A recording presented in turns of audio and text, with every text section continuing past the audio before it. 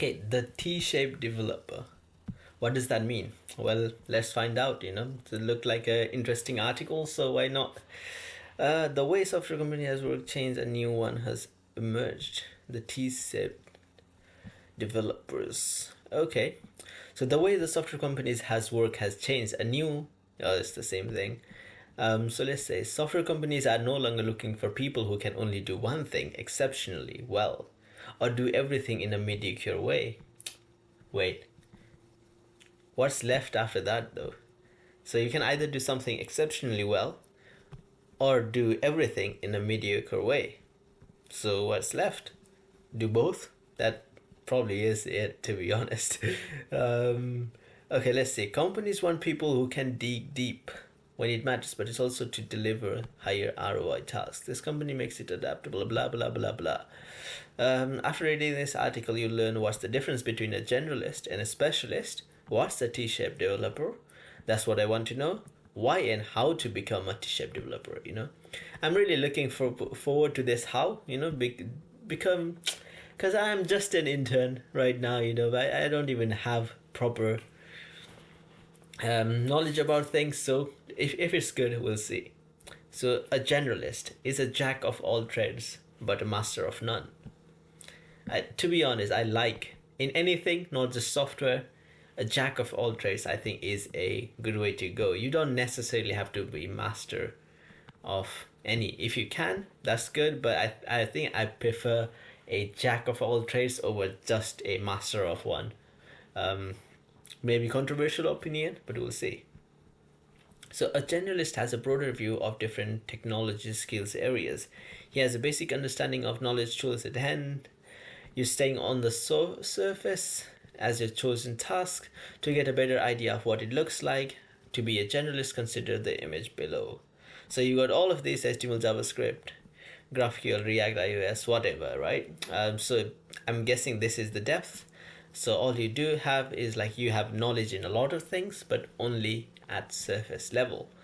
Yep, you go horizontally, but you have broader range of analogies and concepts by using different technologies.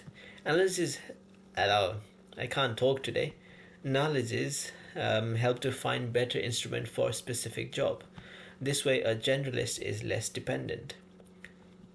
However, a generalist usually fails when faced with challenging tasks requiring deep knowledge and understanding.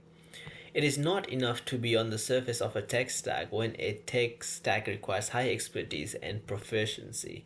That is fair enough. I guess specialist is exactly opposite of that, where they are an expert in a specific field, right?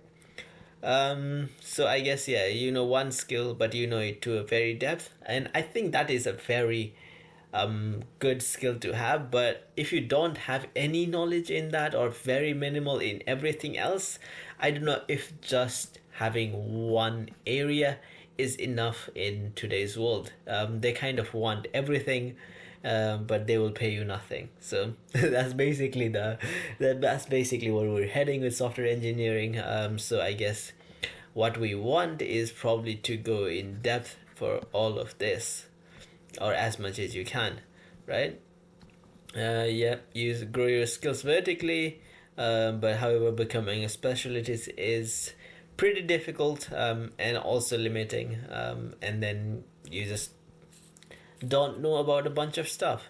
So the best of both worlds is the T-shaped developer. Um, let's see what it is. Yep, as I predicted it, you have a broad understanding of everything, but you have one thing where you are very good at, and I think that is a very, very good position to be in. If you can, of course, you will maybe want depth in everything if you can, but simply that is just not doable given how many different things that come out. Yeah, just talk about JavaScript frameworks. There's probably a new one every day, every I don't know, every couple of hours there's probably a new one, to be honest. But yeah, as a T-shirt developer, you'll grow your skills both horizontally and vertically.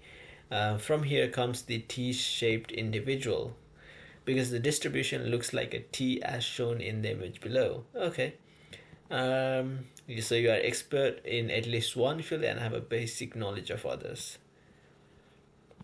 So you are generalizing specialist or specializing generalist, which are specializing in multiple different places and have a surface knowledge of basically everything. And why should I become one? Well, that's self explanatory, I think. I don't need to read that. Let's see how to become a T shape developer. That's what I want to know. Um, so, to be honest, you should grow your skills horizontally and vertically. I figured that. Growing vertically is not easy and it takes time, it's not linear. Sometimes we proactively learn a new tool or technology, sometimes we don't. Being proactive will help a lot. So, when allowed to work on a task from another project or field, get it. It's a great way to expand your skills. For example, you usually work on a front end task, but there's a task to create an endpoint in the back end. Take it. That's what I'm saying. That's what I kind of try to do. I think at least given my position where I'm just starting in my career, I try to, if given the opportunity, get into anything. They can throw me anywhere. They can tell me to do assembly, I'll do assembly. Probably not by myself, but I'm happy to take over, right? But anyway, to grow horizontally, we first have to be sure that it's necessary and will have a high ROI. To be honest, yeah, because you don't want to pick up something that is basically useless or something, well, something that's not particularly used and is a dying trend. There's no point of picking it just for the sake of having that broad understanding, right? So because of that, a good direction to look is at the front tools and you use daily. It makes sense to master them and devote additional time. For example, you use VS Code or Veeam, then learn the shortcuts, configure it, etc. If you are developing web apps, then again spend time blah blah blah. Don't worry if you forget something when expanding vertically. The deep knowledge could be returned quickly. That's true. And that is basically it. You want to be jack of many trades and master of some. And I think that is basically summarizes the whole article.